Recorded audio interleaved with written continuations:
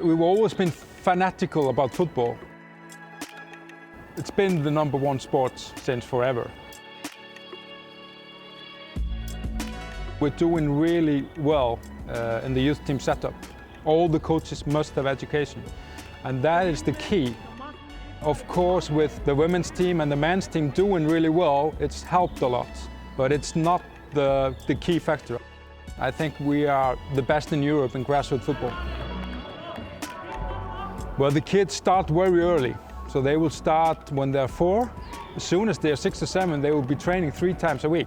We train more than others, and this is also because of you can walk to practices.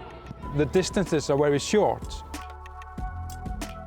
Around 2000, we started to get these big indoor halls, and they are helping us a lot.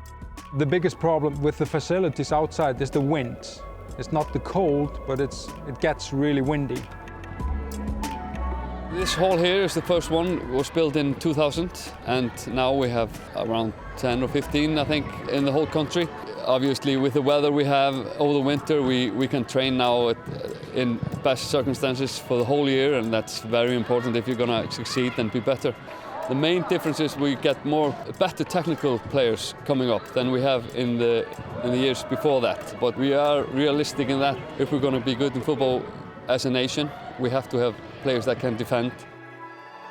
What has happened that we have more kids playing football, facilities are better, coaching is better, so the quality has increased. Also because we are so few, we have a lot of information about every player. It's easy to get the information. Iceland captured the hearts of the footballing world at Euro 2016, beating England to advance to the quarterfinals before eventually losing to hosts France. It wasn't just their football that set the tournament alight, however, but also their passionate fans and a now iconic celebration dubbed the Icelandic clap. It's very important that we did so well in the Euros. You can see that the benefit of our effort, and also for the players, they see that everything is possible. We can beat whoever we're playing, even England. So obviously, and for players, we have great role models in like Gylfi Sigurdsson today, who's one of the best players in the Premier League. So that's something that everybody strives for. We look more for mentality in Iceland than in other countries. If you see the men's national team, they will fight, they will run, they will sacrifice themselves. Of course, we have some brilliant players like Gylfi Sigurdsson. Without him, we would maybe be an average team, but with those soldiers and Gylfi, we'll make a really good football team. Since the age of 17, Gylfi Sigurdsson has consistently performed at the highest level. This season, he helped Swansea retain their English Premier League status by playing nearly every minute the team spent on the pitch. He also scored 9 goals and registered 13 assists, the 3rd highest in the Premier League, making the Icelander a truly world-class midfielder. I mean, we are like Vikings, so sometimes the problem is that the players want to do too much. They're so highly motivated, even stressed, because they want to do their absolutely best for the country. You never need to motivate the players to work hard. They just do it.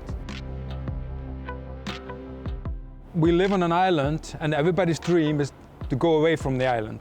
That's just normal. You want to go to the mainland and come back and tell stories. Iceland is a hot spot for professional football players, like with Gylfi. So because he's done it, everybody here thinks, I can do it. The goal settings of the young kids here, it's so high. The results is the second thing in youth team football. First, you think about the performance of the players. But tactically, we need to be organized, but we also need to have space for 1 or 2 gifted players. Of course, they work hard, but they have this unique technique and ability to keep the ball. But most of the players are just hard-working guys with a good mentality. It will be hard to keep up with where we are now. If we have 11 hard-working players who fight and run, we are very limited. Obviously, it's going to be difficult because we are very few, and we have to get the good quality of players, but we're doing our best to make sure that we always get one Gylfi Sigurdsson in around 10-15 years. That is the next step for us. We need to work on the most talented players a little bit extra, But then again, we don't have a lot of players to choose from. So I think we should just enjoy it as it is now. I think that is the most important thing for us.